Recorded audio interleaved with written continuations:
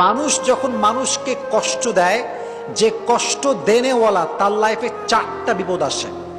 বলেন তো কয়টা বিপদ আসে? 4টা। এক নাম্বার, যে মানুষকে কষ্ট দেয়, যে মানুষের সঙ্গে প্রতারণা করে, যে মানুষকে কথা দিয়ে কথা রাখে না, আমানতের খেয়ানত করে, বিভিন্নভাবে কষ্ট দেয়, তাদের লাইফে 4টা কষ্ট মাস্ট আসে। নাম্বার 1 কষ্ট হচ্ছে এই যে তারা they can't get the peace of heart. তারা মনের প্রশান্তি হারিয়ে ফেলে।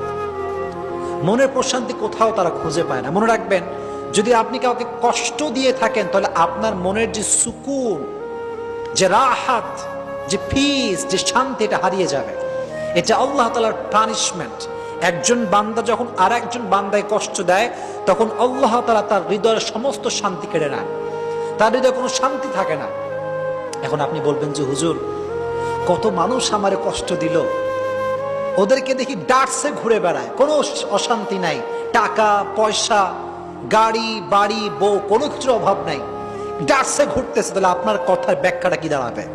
প্রিয় ভাইয়েরা, বাহ্যিক সুখটা আসল সুখ না, ভেতরের সুখটা হচ্ছে আসল সুখ। কথা বলেন ঠিক কিনা? আসল সুখ হচ্ছে ভেতরের সুখ। পিস অফ হার্ট যার নাই, পিস অফ মাইন্ড যার নাই, তার পুরো পৃথিবী থাকলেও তার কোনো কিছু নাই। That means if you have the peace of heart, then you have everything. And if you do not have the peace of heart, then you have nothing. মনের প্রশান্তি যার নাই, তার কিছু নাই রে ভাই। এটা মারাত্মক বড় জিনিস।